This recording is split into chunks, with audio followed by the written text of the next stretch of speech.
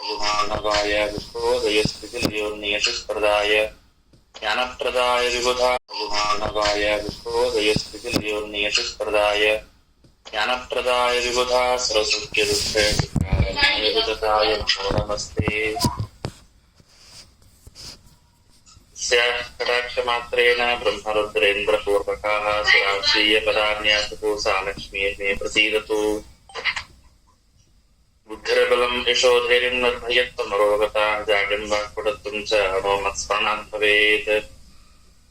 ಚಿತ್ರೈಃ ಪದೈಶ್ಚ ಗಂಭೀರೈಃ ವಾಕ್ಯೇ ಮಾನೇರಖಂಡಿತೈಃ ಗುರುಭಾವಂ ವ್ಯಂಜಯಂತಿ ಭಾತಿ ಶ್ರೀಜಯತೀರ್ಥವಾಕ್.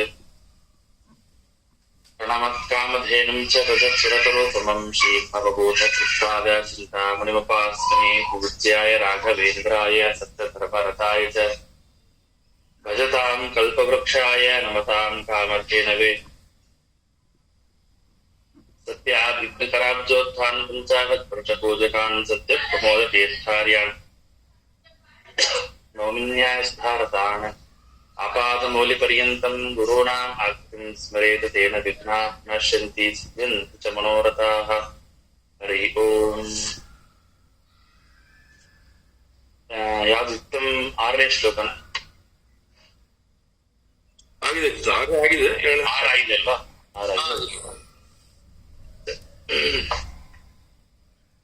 ಸಂಕರ್ಷಶ್ಚ ತಬಭೂವ ಪುನಸ್ತು ನಿತ್ಯಃ ಸಂಹಾರ ಕಾರಣ ವಪುಃ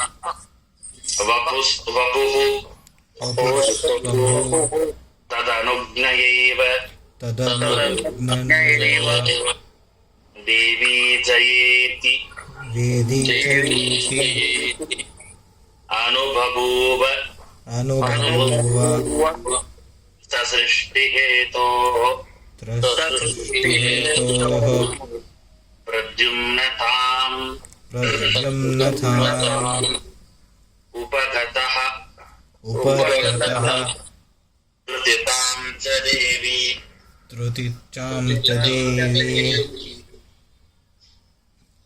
ಸಂಕರ್ಷಣಶ್ಚ ಸ ಬಭೂವ ಪುನಸ್ಸು ನಿತ್ಯಃ ಸಂಹಾರ ಕಾರಣ ವಪುಸ್ತದನುಜ್ಞಯೈವ ದೇವಿ ಜಯೇತ್ಯನುಬಭೂವ ಸೃಷ್ಟಿಹೇತೋಃ ಪ್ರದ್ಯುಮ್ನತಾಮುಪಗತಃ ಧೃತಿತಾಂ ಚ ದೇವಿ. ಹಿಂದೆ ಭಗವಂತ ಈ ರೀತಿಯ ಜಗತ್ತನ್ನ ಸೃಷ್ಟಿ ಮಾಡಬೇಕು ಅಂತ ವಿಚಾರ ಮಾಡಿ ತಾನು ವಾಸುದೇವ ಎಂಬಂತಹ ತನ್ನದೇ ಆದಂತಹ ಒಂದು ರೂಪವನ್ನ ತಾನು ಅವತಾರವನ್ನ ಮಾಡಿಸಿ, ನಾ ಹಿಂದೆ ಹೇಳಿದಂತೆ 4 ತರಹದ ಸೃಷ್ಟಿ: ಶುದ್ಧ ಸೃಷ್ಟಿ, ಫಲಾಧೀನ ವಿಶೇಷಾವಾಪ್ತಿ ರೂಪವಾದಂತಹ ಸೃಷ್ಟಿ, ಮಿಶ್ರ ಸೃಷ್ಟಿ, ಕೇವಲ ಸೃಷ್ಟಿ ಅಂತ. ಶುದ್ಧ ಸೃಷ್ಟಿ ಯಾವುದು ಅಂತಂದ್ರೆ ಭಗವಂತ ತನ್ನನ್ನ ತಾನು ಅವತಾರವನ್ನ ಮಾಡಿಸಿಕೊಳ್ಳುವಂತಹ ಸೃಷ್ಟಿ ಯಾವುದ ಶುದ್ಧ ಸೃಷ್ಟಿ. ಲಕ್ಷ್ಮೀ ದೇವಿಯನ್ನ ತಾನೇನು ಅವತಾರವನ್ನು ಮಾಡಿಸ್ತಾನೆ, ಅದು ಪರಾಧೀನ ವಿಶೇಷಾವಾಪ್ತಿ ರೂಪವಾದ ಸೃಷ್ಟಿ. ಮಿಶ್ರ ಸೃಷ್ಟಿ, ಕೇವಲ ಸೃಷ್ಟಿ ಅಂತ ಇಷ್ಟು ಎಲ್ಲ ವಿಚಾರವನ್ನು ಹೇಳಿ ಮುಂದೆ ಮತ್ತೆ ಭಗವಂತ ಪುನಃಶುದ್ಧಂ ಶುದ್ಧಾಂ ಸೃಷ್ಟಿ ಮತ್ತೆ ತಾನು ಶುದ್ಧ ಸೃಷ್ಟಿಯನ್ನೇ ಮಾಡ್ತಾ. ಅಂದ್ರೆ ಶುದ್ಧ ಸೃಷ್ಟಿ ಅಂದ್ರೆ ತನ್ನದೇ ಆದಂತಹ ಮತ್ತೊಂದು ಅವತಾರ, ಸಂಕರ್ಷಣ ರೂಪಯ ಅಂತ ಭಗವಂತನ ಅವತಾರ.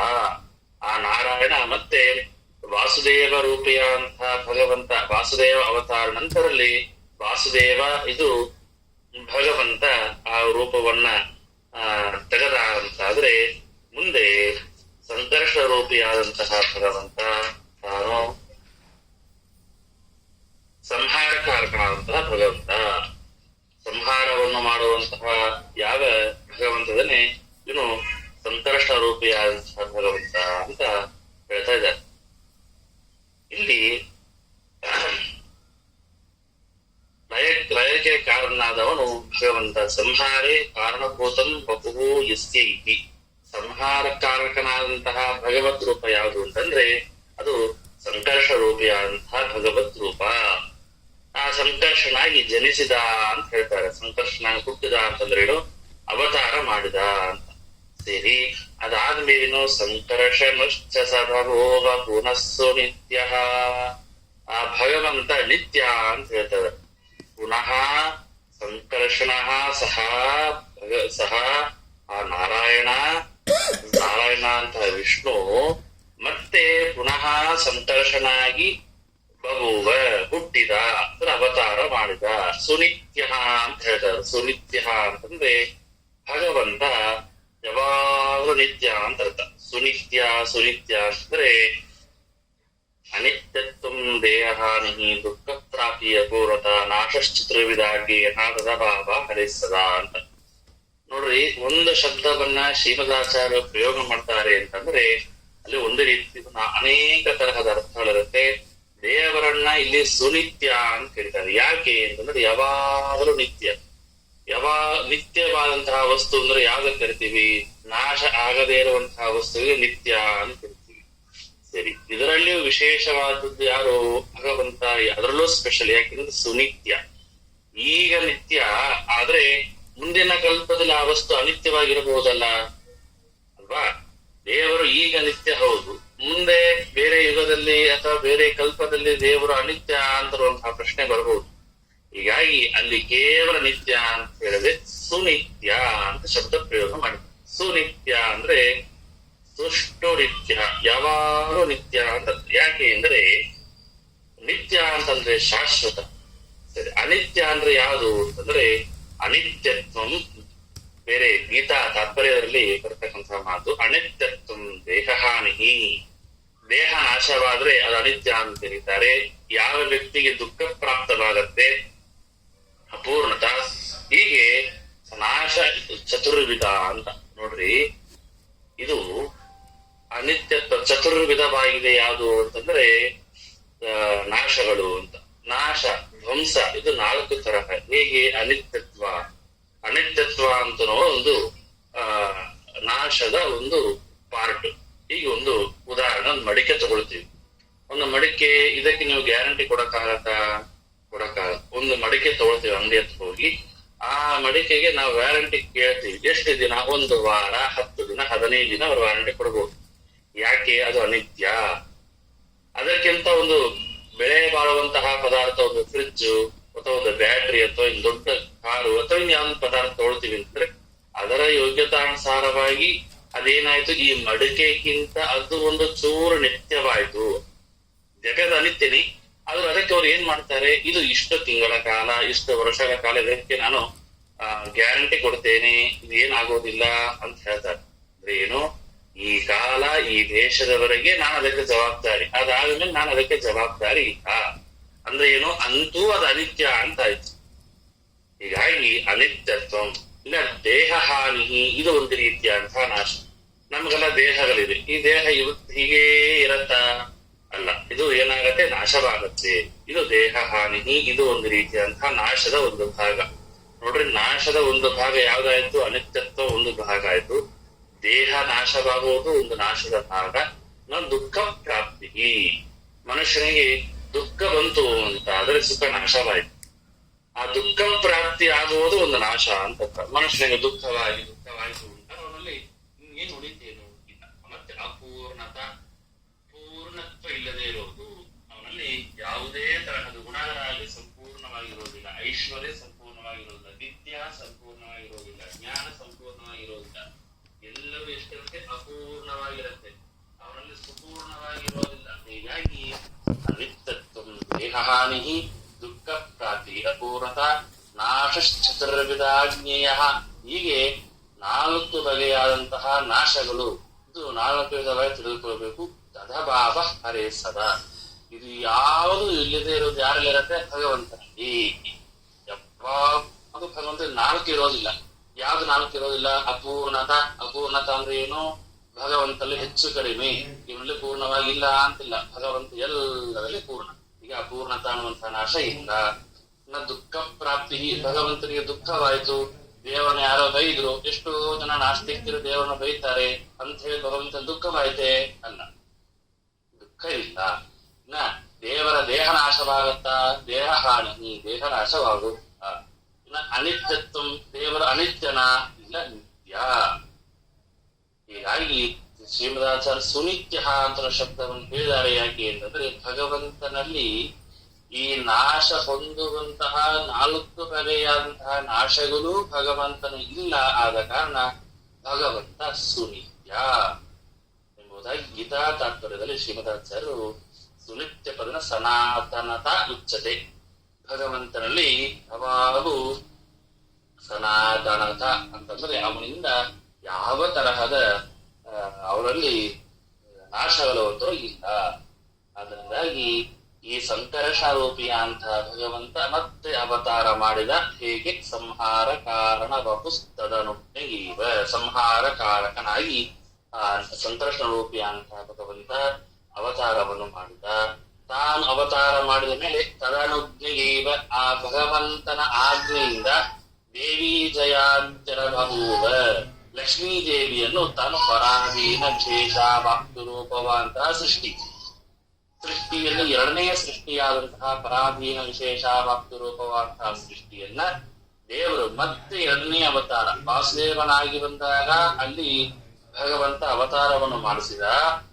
ಮತ್ತೆ ಭಗವಂತ ಸಂಕರ್ಷನಾಗಿ ಬಂದಾಗ ಏನ್ ಮಾಡಿದ, ಮತ್ತೆ ತಾನು ತನ್ನ ಮಡದಿಯಾದಂತಹ ಲಕ್ಷ್ಮೀ ದೇವಿಯನ್ನ ಸೃಷ್ಟಿ ಮಾಡ್ತಾನೆ. ಅವರ ಹೆಸರು ಜಯಾಪತಿ ಸಂಕರ್ಷಣ ಅಂತ ನಾವು ಹೇಳ್ತೀವಿ. ಹೀಗೆ ಜಯಾಪತಿಯಾದಂತಹ ಸಂಕರ್ಷಣನ ಕರೀತಾರೆ. ಹಿಂದೆ ಮಾಯಾಪತಿ ವಾಸುದೇವನಾಯ್ತು, ಈಗ ಜಯಾಪತಿ ಸಂಕರ್ಷಣನಾಯ್ತು.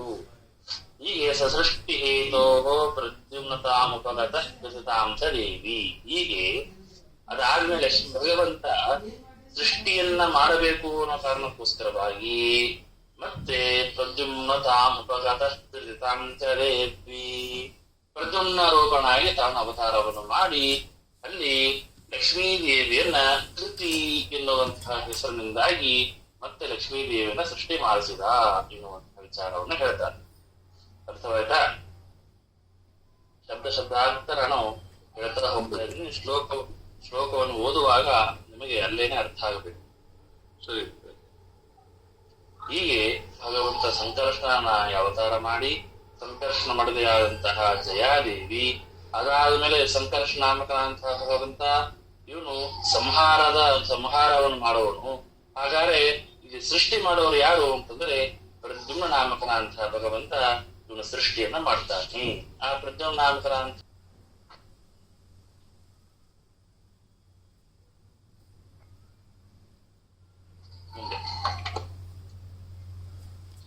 ಅರ್ಥವಾಗ್ತದೆ. ಸುನಿತ್ಯ ಅಂತ ಯಾಕೆ ಕರೀತಾರೆ ಹೇಳಿದ್ರೆ ಏನೋ, ಸುನಿತ್ಯ ಅಂತ ಶಬ್ದಕ್ಕೆ ಏನಂತ? ಸುನಿತ್ಯ ಅಂದ್ರೆ ದೇವರು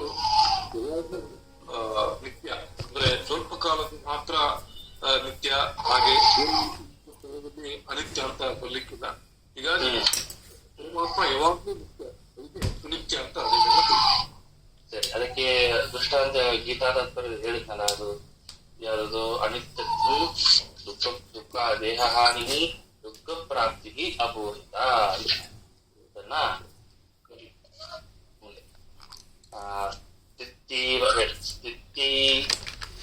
ಮುಂದೆ पुनस्त भगवान अनिरुद्ध नामा देवी शांति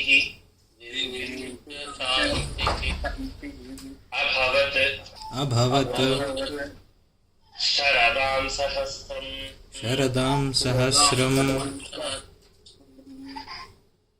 स्थित्वा संयुक्तिः अभिरमो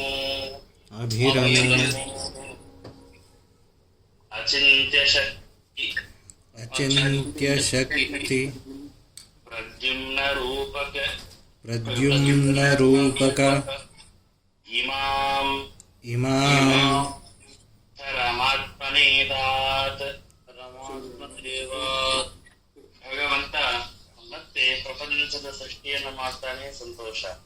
ಮುಂದೆ ಪ್ರಪಂಚ ಸೃಷ್ಟಿಯನ್ನು ಪಾಲನೆ ಮಾಡಬೇಕಲ್ಲ. ಸ್ಥಿತಿ ಅಂದ್ರೆ ಹೇಳ್ತೀವ, ಜನ್ಮಾದ್ಯಸ್ಯ ಜಗತ್ತಿನ ಸೃಷ್ಟಿ ಸ್ಥಿತಿ ಇತರ ಶಬ್ದವನ್ನು ಪ್ರಯೋಗ ಮಾಡ್ತಾರೆ. ಅದನ್ನೇ ಮೊದಲಿಗೆ ಹೇಳ್ತಾರೆ ಸ್ಥಿತಿ. ಸ್ಥಿತಿ ಅಂದ್ರೆ ಏನೋ, ಜಗತ್ತಿನ ಸ್ಥಿತಿ ಮಾಡೋದಕ್ಕೋಸ್ಕರವಾಗಿ, ಪಾಲನೆ ಮಾಡೋದಕ್ಕೋಸ್ಕರವಾಗಿ ಅನಿರುದ್ಧ ನಾಮಕನಾಗಿ ಭಗವಂತ ಪ್ರಾದುರ್ಭಾವಗೊಂಡಿದ. ಸ್ಥಿತಿ ಪುನಸ್ಸ ಭಗವಾನ್ ಅನಿರುದ್ಧ ನಾಮ. ಪುನಃ ಅಂತ ಶಬ್ದವನ್ನು ಪ್ರಯೋಗ ಮಾಡ್ತಾ ಇದ್ದಾರೆ. ಸಹ ಭಗವಾನ್ ಪುನಃ ಸ್ಥಿತಿ ಅನಿರುದ್ಧ ನಾಮ.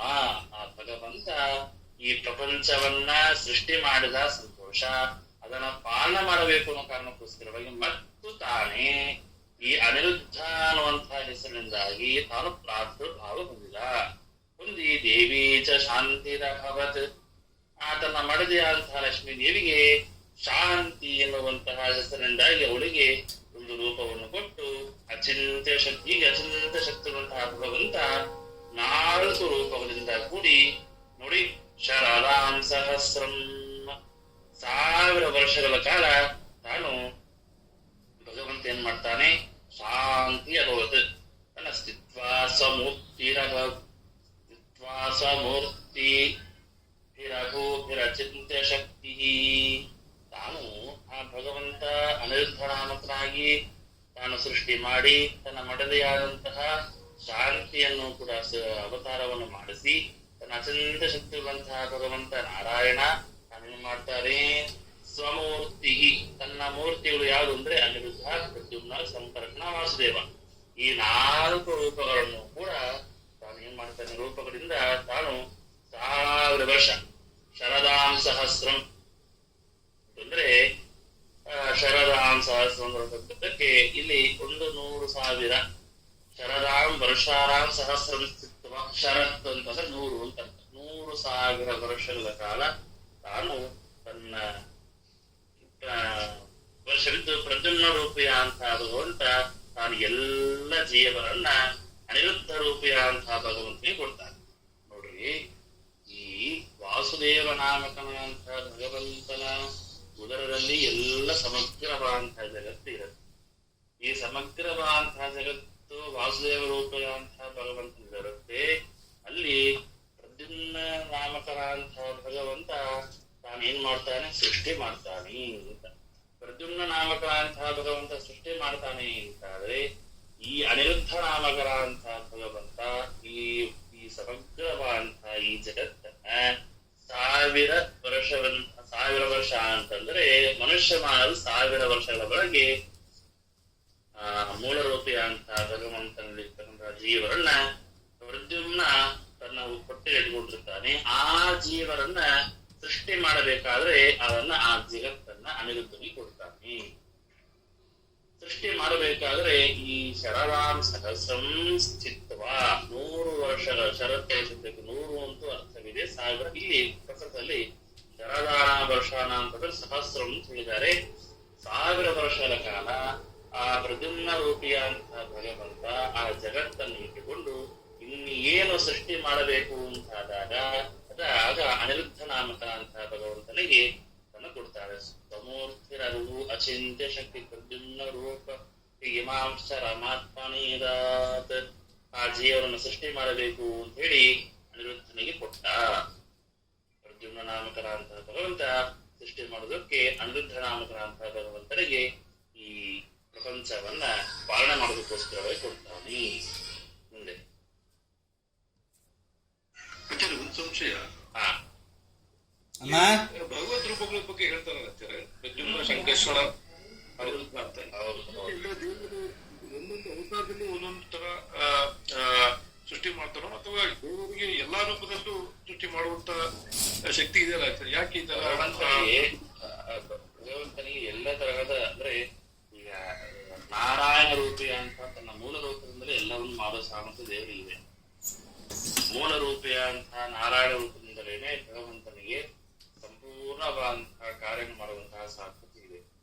ಹಾಗಿದ್ರು ಇಲ್ಲಿ ದಶಾವತಾರಗಳು ಯಾಕೆ ಬೇಕಾಗಿತ್ತು, 24 ರೂಪಗಳು ಯಾಕೆ ಬೇಕಾಯಿತು, 100 ರೂಪಗಳು ಅಜಾದಿ ರೂಪಗಳು ಯಾಕೆ ಬೇಕಾಯಿತು, ವಿಶ್ವವಿಷ್ಣು ವಷಟ್ಕಾರ 1000 ರೂಪಗಳು ಯಾಕೆ ಬೇಕಾಯಿತು, ಅನಿರುದ್ಧಾದಿ ಪ್ರದ್ಯುಮ್ನ ಸಂಕೃಷ್ಣ ವಾಸ ರೂಪಗಳು ಯಾಕೆ ಬೇಕಾಗಿತ್ತು ಅಂದ್ರೆ, ಮೊದಲನೇದು ಇದರಲ್ಲಿ ಮತ್ಸ್ಯಾದಿ ಎಲ್ಲ ರೂಪಗಳು ಕೂಡ ಆಯಾ ಯುಗದಲ್ಲಿ ಆಯಾ ಕಲ್ಪದಲ್ಲಿ ಇರ್ತಕ್ಕಂತಹ ಜನರ ದೇವತೆಗಳ ಪ್ರಾರ್ಥನೆ ಮೇರೆಗೆ ಆ ಎಲ್ಲ ಅವತಾರಗಳು ತಾನು ಭಗವಂತ ಮಾಡಿದ್ದು. ಭಕ್ತರ ಮಾತನ್ನು ಸತ್ಯ ಮಾಡಬೇಕು, ಸತ್ಯಂ ವಿಧಾತು ನರಸಿಂಹಾವತಾರ ಕೇಳ್ತೀವಿ. ಸತ್ಯಂ ವಿಧಾತಂ ನಿಜವೃತ್ಯ ಪ್ರದ್ಯುಮ್ನ ಹೆಸರು ಚೆನ್ನಾಗಲ್ಲ. ವ್ಯಾಪಂ ಚ ಭೂತಿ ಶಕಿಲೇಶು ಚ ಪುನಃ ಅಂತ. ನರಸಿಂಹದೇವರ ಅವತಾರ ಆಗಲಿಕ್ಕೆ ಏನು ಕಾರಣ? ಭಕ್ತ ಪ್ರಹ್ಲಾದರ ಹಾಗೂ ಬ್ರಹ್ಮದೇವರ ಜಯ ವಿಜಯರ ಇವರೆಲ್ಲ ಮಾತನ್ನು ಸತ್ಯ ಮಾಡೋದಕ್ಕೋಸ್ಕರವಾಗಿ ನರಸಿಂಹಾವತಾರವನ್ನು ಮಾಡಿದ. ಆ ಅರಣ್ಯಕೇಶನ ಕೊಲ್ಲಿಗೋಸ್ಕರ ಅಲ್ಲ. ಅಲ್ಲಿ ದೇವರು ವೈಕುಂಠದಲ್ಲಿದ್ದೇ ಅವನ್ನ ಕೊಂದು ಹಾಕುವುದು. ಇಷ್ಟೆಲ್ಲ ಸಾಹಸ ಮಾಡಿ ಕಂಬದಿಂದ ಬರುವಂತಹ ಆಯಾಸ ಆಗ್ಬೇಕ್ರಿ. ಭಕ್ತರ ಪ್ರಾರ್ಥನೆಗೋಸ್ಕರವಾಗಿ ಈ ದಶಾವತಾರಗಳು, ಆಯ್ತಾ? ಅದೇ ರೀತಿಯಾಗಿ ದೇವರು ಇಂತಹ ಒಂದು ಪ್ರಪಂಚವನ್ನ ಸೃಷ್ಟಿ ಮಾಡಿದ ಅಂದ್ರೆ ಇಲ್ಲಿ ದೇವರೇ ಈ ಎಲ್ಲ ಜೀವರಾಶಿಗಳಿಗೆ, ಮೋಕ್ಷಕ್ಕೆ ಯೋಗ್ಯರಾದಂತಹ ವ್ಯಕ್ತಿಗಳಿಗೆ ಒಂದು ಅನುಸಂಧಾನ ಬರಲಿ. ಏನು ಅನುಸಂಧಾನ? ಸಂಕರ್ಷಣ ಅಂತ ಹೆಸರನ್ನು ಹೇಳೋದ್ರಿಂದಾಗಿ ಇವನು ಪ್ರಪಂಚದ ಲಯ ಕಾರಣ ಸಂಕರ್ಷಣ ಅನ್ನುವಂಥ ಅನುಸಂಧಾನ ಮಾಡಿದೀವಿ ಅಂತ ವಿಶೇಷ ಪುಣ್ಯ. ಈಗ ಒಬ್ಬನೇ ನಾರಾಯಣ, ಒಬ್ಬನೇ ಹರಿ, ಮೋಕ್ಷಕ್ಕೆ ಯೋಗ್ಯರಾದಂತಹ ಬ್ರಹ್ಮ ದೇವತೆಗಳಿಗೆ ವಿಶೇಷವಾದಂತಹ ಅನುಸಂಧಾನ ಬಂದೇ ಬರುತ್ತೆ. ಸಾಮಾನ್ಯ ಮನುಷ್ಯರಿಗೆ ನಾರಾಯಣ ಒಬ್ಬನೇ ಸೃಷ್ಟಿಯನ್ನು ಮಾಡಿದ, ನಾರಾಯಣ ಒಬ್ಬನೇ ಪಾಲನೆಯನ್ನು ಮಾಡಿದ, ನಾರಾಯಣ ಒಬ್ಬನೇ ರಕ್ಷಣೆ ಮಾಡಿದ ಅಂತಂದ್ರೆ ಅದ್ರಲ್ಲಿ ಸ್ವಾರಸ್ಯ ಇರೋದಿಲ್ಲ. ಅಲ್ಲಿ ನಾವು ಸ್ವಲ್ಪ ದೇವರು ತನ್ನ ಅಚಿಂತ್ಯವಾದಂತಹ ಶಕ್ತಿಯನ್ನ ಪ್ರಕಟಣೆ ಮಾಡಬೇಕಾಗಿತ್ತು. ದೇವರ ಶಕ್ತಿ ಎಷ್ಟು ನೋಡಿ, ನನ್ನಿಂದ ಎಲ್ಲಾ ಕೆಲಸ ಮಾಡ್ಲಿಕ್ಕೆ ಆಗತ್ತೆ ಅಂತ ಹೇಳಿ ಬಾಯಿಂದ ಹೇಳಿದ್ರೆ ಸಾಲೋದಿಲ್ಲ. ಅದನ್ನ ಪ್ರತ್ಯಕ್ಷವಾಗಿ ದೇವರು ತೋರಿಸ್ಕೊಡ್ಬೇಕಾಗಿದೆ. ಸರಿ, ಯಾರ ಸಹಾಯ ಇಲ್ಲದೇನೆ ನಾನು ಅನಿರುದ್ಧನಾದೆ, ಪ್ರದ್ಯುಮ್ನಾದೆ, ಸಂಕರ್ಷನಾದೆ, ವಾಸುದೇವನಾದೆ. ಹೀಗೆ ಹಾಗಾಗಿ ವಾಸುದೇವನಾದಂತಹ ಭಗವಂತನಿಗೆ ಈ ಜಗತ್ತನ್ನ ಸೃಷ್ಟಿ ಮಾಡ್ಲಿಕ್ಕೆ ಆಗೋದಿಲ್ವಾ? ಅದು ಸೃಷ್ಟಿ ಮಾಡಿ ಮತ್ತೆ ಪ್ರದ್ಯುಮ್ನ ಬೇಕಾ? ಸರಿ, ಸೃಷ್ಟಿಯನ್ನ ಮಾಡಿದಂತಹ ಪ್ರದ್ಯುಮ್ನಿಗೆ ಅದನ್ನ ರಕ್ಷಣೆ ಮಾಡ್ಲಿಕ್ಕೆ, ಪಾಲನೆ ಮಾಡ್ಲಿಕ್ಕೆ ನನಗೆ ಆಗೋದಿಲ್ವಾ? ಅನಿರುದ್ಧನೇ ಬೇಕಾಗಿತ್ತ? ಸಂಹಾರ ಮಾಡ್ಲಿಕ್ಕೆ ಸಂಕರ್ಷಣೆ ಬೇಕಾಗಿತ್ತ? ಅಂದ್ರೆ ಹಾಗಲ್ಲ. ಒಂದೊಂದು ಕಾರ್ಯವನ್ನು ಮಾಡಿದವ ಒಬ್ಬೊಬ್ಬ ರೂಪಕರ ಅಂತ ಭಗವಂತ ಅಂತ ಅನುಸಂಧಾನ ಮಾಡೋದ್ರಿಂದಾಗಿ ನಮಗೆ ವಿಶೇಷವಾದ ಪುಣ್ಯ. ಸರಿ.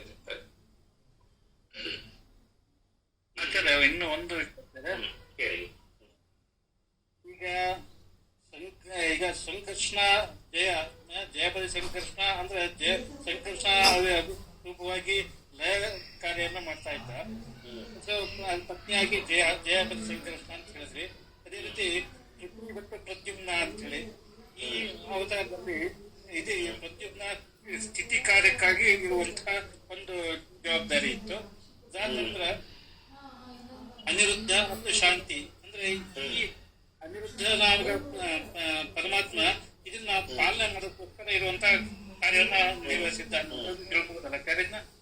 ಹೌದು, ಹಾಗೇನೆ ಅದನ್ನೇ ಹೇಳಿದೆ. ಸರಿ. ಸ್ಥಿತಿ ಶಬ್ದ ಅದನ್ನೇ ಪ್ರಾರಂಭದಲ್ಲಿ ಸ್ಥಿತಿ ಗುಣಸ್ಸ ಭಗವಾನ್ ಅನಿರುದ್ಧ ನಾಮ. ಅನಿರುದ್ಧ ನಾಮಕನಂತಹ ಭಗವಂತ, ಪ್ರದ್ಯುಮ್ನ ನಾಮಕನಂತಹ ಭಗವಂತ ಸೃಷ್ಟಿ ಮಾಡಿದ ಪ್ರಪಂಚವನ್ನ ತಾನು ಪಾಲನೆ ಮಾಡೋದಾನೆ. ಸರಿ.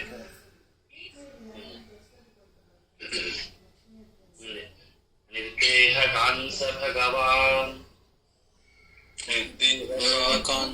ಭಗವಾನ್ ಅನಿರುದ್ಧ ನಾಮ ಅನಿರುದ್ಧ ನಾಮ ಜೀವಾನ್ ಸ್ವಕರ್ಮ ಸಹಿತಾನ್ ದೇವಾನ್ ಸ್ವಕರ್ಮ ಸಹಿತಾನ್ ಉದರೇ ನಿವೇಶ್ಯ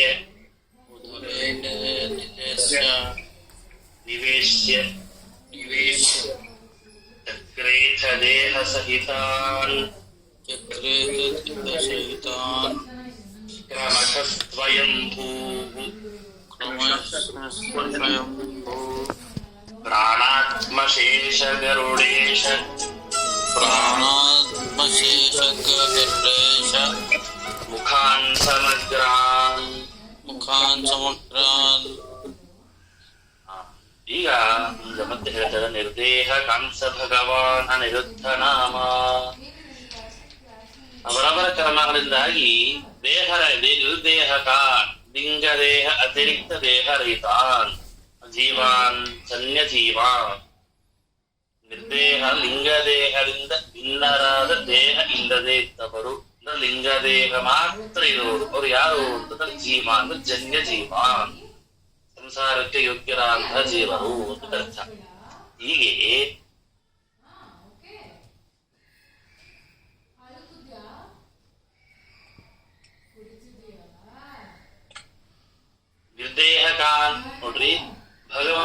ಉದರದಲ್ಲಿ ಇರತಕ್ಕಂತಹ ಯಾವ ಎಲ್ಲ ಜೀವರಾಶಿ ಬ್ರಹ್ಮಾದಿ ದೇವತೆಯನ್ನು ಪ್ರಾರಂಭ ಮಾಡಿ ಎಲ್ಲ ಜೀವರಾಶಿಗಳು ಕೂಡ ದೇವರ ಉದರದಲ್ಲಿದ್ದಾಗ ನಾನು ಅವತ್ತೇ ಹೇಳಿದ ನಿರ್ದೇಹ ಯಾವ ದೇಹ ಇರುವುದಿಲ್ಲ, ಕೇವಲ ಜೀವ ಮಾತ್ರ ಇರುತ್ತೆ ಭಗವಂತನ ಉದರದಲ್ಲಿ.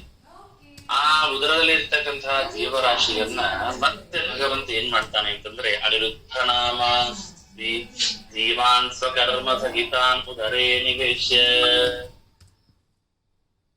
ತಾನು ಅನಿರುದ್ಧ ನಾಮಕನ ಅಂತ ಎಲ್ಲ ಜೀವನ ಅನಿರುದ್ಧ ನಾಮಕನ ಅಂತ ಭಗವಂತ ಅವರವರ ಕರ್ಮಾನುಸಾರವಾಗಿ ತನ್ನ ದೇಹದಲ್ಲಿ ಉದರದಲ್ಲಿ ಇರಿಸಿಕೊಂಡ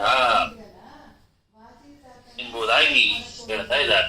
ಜೀವಾಂಗ ಉದರೇ ಸೋದರ ನಿವೇಶ ಸಂಸ್ಥಾಪ್ಯ ಕ್ರಮಶಃ ಕಾಲಕ್ರಮೇಣ ಆಧಿಕ್ಯ ಕ್ರಮೇಣ ದೇಹ ಸಹಿತಾನ್ ಸೂಕ್ಷ್ಮ ದೇಹ ಸಹಿತಾನ್ ಚಕ್ರೆ. ಈ ಅನಿರುದ್ಧ ನಾಮಕನ ಅಂತ ಭಗವಂತ ಪಾಲನೆ ಮಾಡಿದ ಅಂತ ಹೇಗೆ ಅಂತಂದ್ರೆ ಈ ಭಗವಂತನ ಉದರದಲ್ಲಿರ್ತಕ್ಕಂತಹ ದೇಹನೇ ಇಲ್ಲದೆ ಇರತಕ್ಕಂತಹ ಎಲ್ಲ ಜೀವರಾಶಿಗಳನ್ನ ಅನಿರುದ್ಧ ನಾಮಕನ ಅಂತ ಭಗವಂತ ಪಾಲನೆ ಮಾಡ್ತಾರೆ. ಹೇಗೆ ಅಂತಂದ್ರೆ ಅವರವರ ಕರ್ಮಾನುಸಾರವಾಗಿ ಆ ಉದರದಲ್ಲಿರ್ತಕ್ಕಂತಹ ಯಾವ ಜೀವರಾಶಿಗಳನ್ನ ತಾನು ಅವರವರ ಕರ್ಮಾನುಸಾರವಾಗಿ ದೇಹವನ್ನು ಕೊಟ್ಟು ತಾನು ಸೃಷ್ಟಿಯನ್ನ ಮಾಡಿಸ್ತಾರೆ, ದೇಹ ಸಹಿತರನ್ನಾಗಿ ಮಾಡಿಸ್ತಾರೆ. ಚಕ್ರೇತ ದೇಹ ಸಹಿತಾನ್ ಕ್ರಮಶಃ ಕ್ರಮವಾಗಿ ಕಾಲಕ್ರಮೇಣ ಅವರನ್ನ ಏನ್ ಮಾಡ್ತಾನೆ ದೇಹ ಸಹಿತ ಸೂಕ್ಷ್ಮ ದೇಹ ಸಹಿತಾನ್ ಚಕ್ರೆ ಅದೇನ ಸ್ಥಿತಿ ಸರ್ಜನ ಉಭಯ ಕರ್ತೃತ್ವ ವಿವೃತಂ ಭವತಿ. ದೇಹ ರಹಿತ ಅಂತಂದ್ರೆ ಇಲ್ಲಿ ಏನು ಅಂತಂದ್ರೆ ಸ್ವರೂಪ ಶರೀರ ಲಿಂಗ ಶರೀರ ಸ್ವರೂಪ ದೇಹ ಲಿಂಗ ದೇಹ ಅಂತ ಇರುತ್ತೆ. ಹೀಗೆ ಆ ಲಿಂಗ ದೇಹ ಸ್ವರೂಪ ದೇಹ ಅಂತ ಹೀಗೆ ಅನೇಕ ತರದ ವಿಚಾರಗಳಿದೆ. ಇಲ್ಲಿ ಅಷ್ಟರ ಜಾಸ್ತಿ ಗದ್ದಲಗಳು ಬೇಡ. ಚಕ್ರೇತ ದೇಹ ಸಹಿತಾನ್ ಕ್ರಮಶಃ ಸ್ವಯಂಭೂ ಅಂದ್ರೆ ಪ್ರಾಣಾತ್ಮ ವಾಯು ಚರಣಿ ಪ್ರಾಣಾತ್ಮಕರಂತಹ ವಾಯುದೇವರು ಎಲ್ಲರನ್ನೂ ಕೂಡ ವಾಯು ಶೇಷ ಗರುಡ ಈಶ ಎಲ್ಲರನ್ನೂ ಎಲ್ಲ ದೇವತೆಗಳನ್ನು ಕೂಡ ಅವರವರ ಕಾಲಕ್ರಮವಾಗಿ ಅವರವರ ಪ್ರಾರಂಭ ಕರ್ಮಾನುಸಾರವಾಗಿ ಅವರಿಗೆ ನಿರ್ದೇಹರಾದಂತಹ ಎಲ್ಲ ಜೀವರಾಶಿಯನ್ನ ದೇಹ ಸಹಿತವಾಗಿ ಅನಿರುದ್ಧ ನಾಮಕನ ಅಂತ ಭಗವಂತ ಮಾಡ್ತಾನೆ ಅಂತ ಹೇಳ್ತಾರೆ.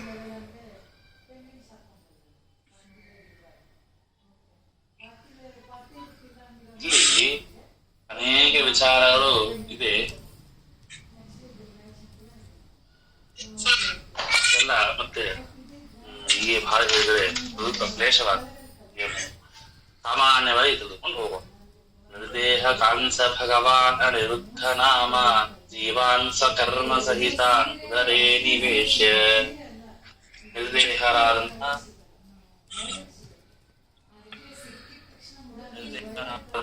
ಆ ಎಲ್ಲ ಜೀವರಾಶಿಗಳನ್ನ ಭಗವಂತ ತಾನು ಉದರದಲ್ಲಿ ಸ್ಥಾಪನೆ ಮಾಡಿರುತ್ತಾನೆ. ಅವರವರ ಕಾಲಕರ್ಮಾನುಸಾರವಾಗಿ ಆ ಎಲ್ಲ ಜೀವರಾಶಿಗಳ ದೇಹವನ್ನು ಕೊಟ್ಟು ಸ್ವಯಂಭೂ ಅಂದ್ರೆ ರುದ್ರದೇವರು ಪ್ರಾಣದೇವರು ಶೇಷ ಗರುಡ ಎಲ್ಲರಿಗೂ ಕೂಡ ತಾನು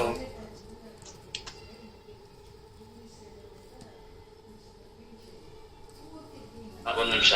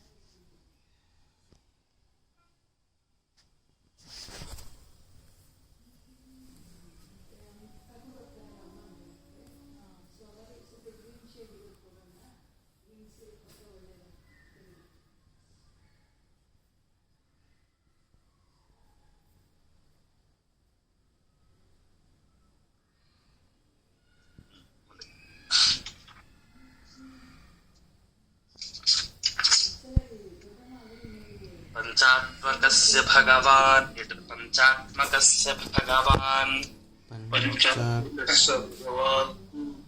ದ್ವಿಷಡಾತ್ಮಕೋ ಭೂತ್ ಷಡಾತ್ಮಕೋ ಭೂತ್ ಪಂಚದ್ವಯೀ ಪಂಚದ್ವಯೀ ಶತಸಹಸ್ರ ಶತಸಹಸ್ರ ಪರೋಮಿತಶ್ಚ ಪರೋಮಿತಶ್ಚ ಏಕಸಮೋಪಿ ಏಕಸ್ಸಮೋಪಿ ಅಖಿಲ ದೋಷ ಅಖಿಲದೋಷ ಸಮುಜ್ಜಿತೋಪಿ ಸಮುಚಿತೋಪಿ ಸರ್ವತ್ರ ಪೂರ್ಣ ಸರ್ವತ್ರ ಪೂರ್ಣ ಪೂರ್ಣ ಗುಣಕೋಪಿ ಬಹುಪಮೋಭೂತ್ ಗುಣಕೋಪಿ ಬಹು ಬಹುಪಮೋಭೂತ್ ಇಲ್ಲಿ ಭಗವಂತ ಅಂತ ಹೇಳ್ತಾ ಇದ್ದಾರೆ.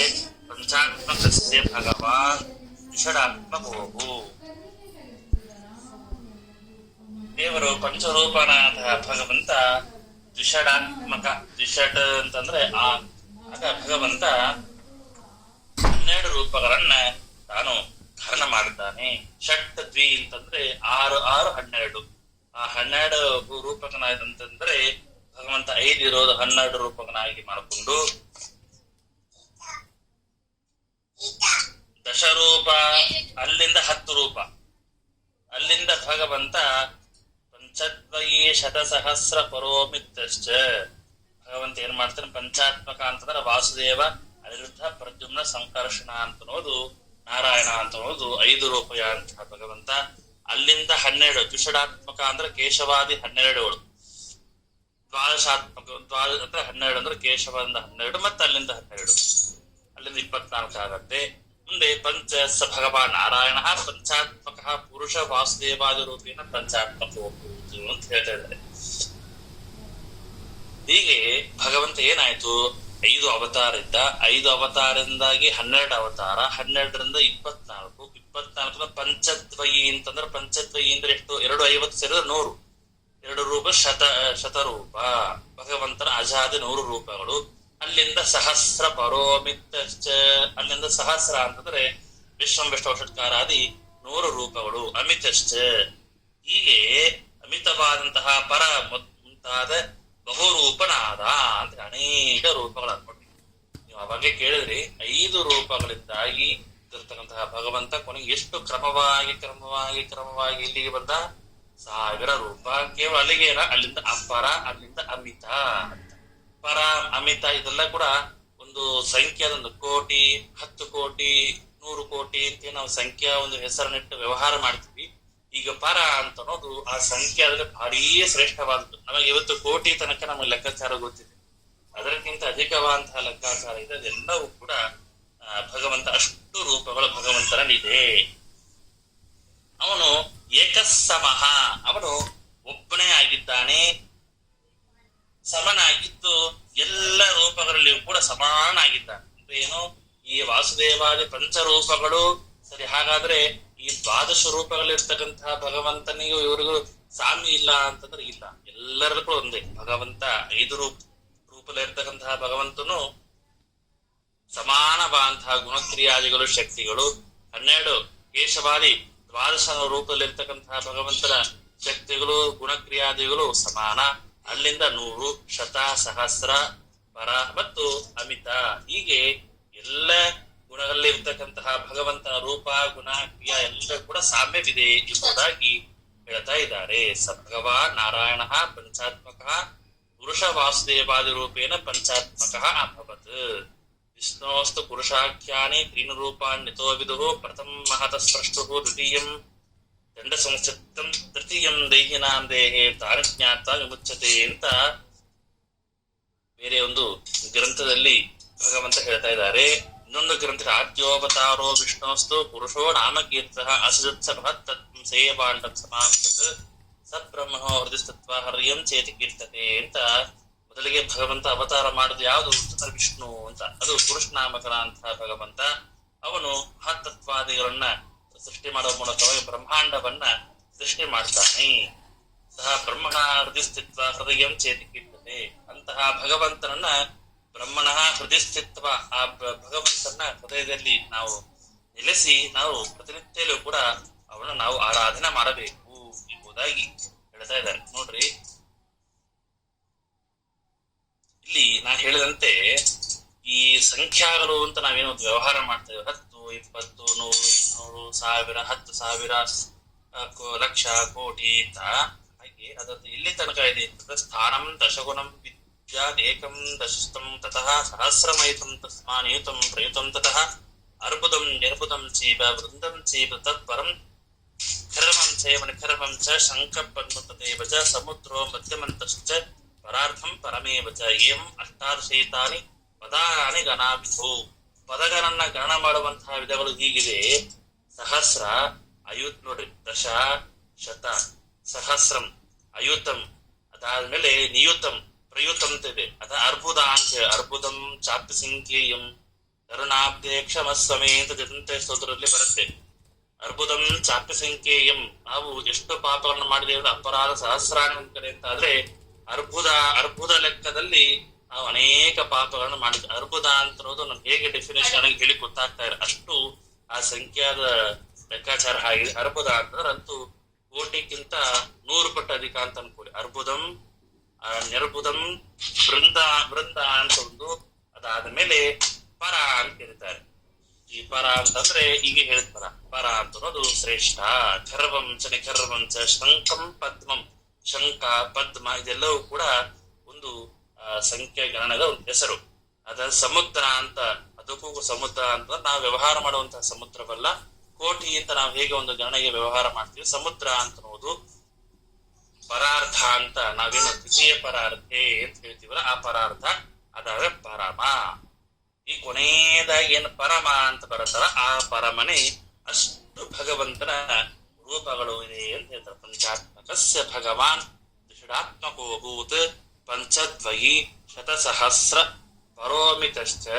ಸರಿ, ಈ ಎಲ್ಲ ಭಗವಂತನ ಇಷ್ಟು ರೂಪವನ್ನು ತಗೊಂಡಲ್ಲ. ಹಾಗಾದ್ರೆ ಒಂದೊಂದು ರೂಪಗಳಲ್ಲಿ ಹೋಗ್ತಾ ಹೋಗ್ತಾ ಹೋಗ್ತಾ ದೇವರ ಶಕ್ತಿ ಹೀರವಾಯ್ತು, ಕ್ಷಯವಾಯ್ತು, ಅಥವಾ ಅವನ ಗುಣಕ್ರಿಯಾದಲ್ಲಿ ಕಡಿಮೆ ಆಯ್ತಾ ಅಂತಂದ್ರೆ ಏಕಸಮಃ ಅಪಿ ಅಖಿಲ ದೋಷ ಸಮುಜ್ಜಿತೋಪಿ. ಅವೆಲ್ಲ ಭಗವಂತನಲ್ಲಿಯೂ ಕೂಡ ಅಖಿಲ ದೋಷ ಸಮುಜ್ಜಿತ ಅಪಿ. ಆ ಭಗವಂತ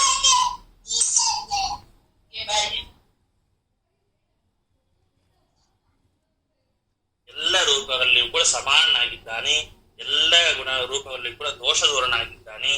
ಎಲ್ಲ ಗುಣ ರೂಪಗಳಲ್ಲಿಯೂ ಕೂಡ ಪೂರ್ಣ ಆಗಿದ್ದಾನೆ, ಬಹುರೂಪನಾಗಿದ್ದಾನೆ. ಆಗಿ ಎಲ್ಲರೂ ಕೂಡ ಎಲ್ಲ ರೂಪದಲ್ಲಿಯೂ ಕೂಡ ಪೂರ್ಣ ಗುರುಪಿ ಬಹುರೂಪೋ ಅಭೂತ.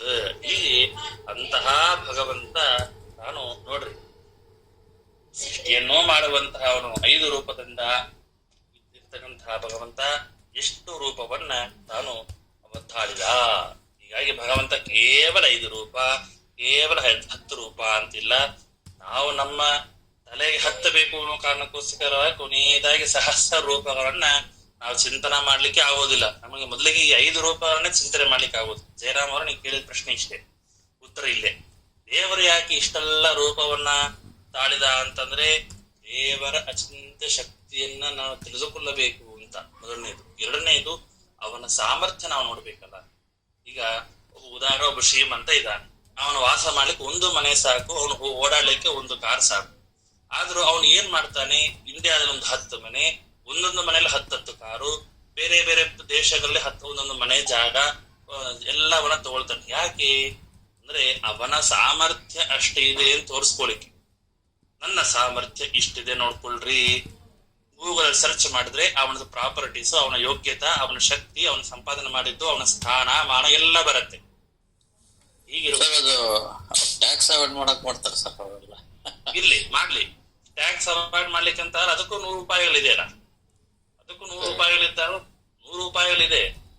ದೇವಸ್ಥಾನ ಕೊಟ್ರೆ ಅವ್ರಿಗೆ ಕೀರ್ತಿನೇ ಬಂತ. ದೊಡ್ಡ ದೊಡ್ಡ ದೇವಸ್ಥಾನ ಕಟ್ಟಲಿಕ್ಕೆ ಕೊಡಬಹುದು. ಎಲ್ಲರ ಕಡೆ ಕೀರ್ತಿ ಅಂತ ಬಂದೇ ಬರುತ್ತೆ. ಅಲ್ಲಂತ್ರ ಏನು ಸುಮ್ಮನೆ ಅಂತ ಮಾಡ್ತಾ ಇಲ್ಲ.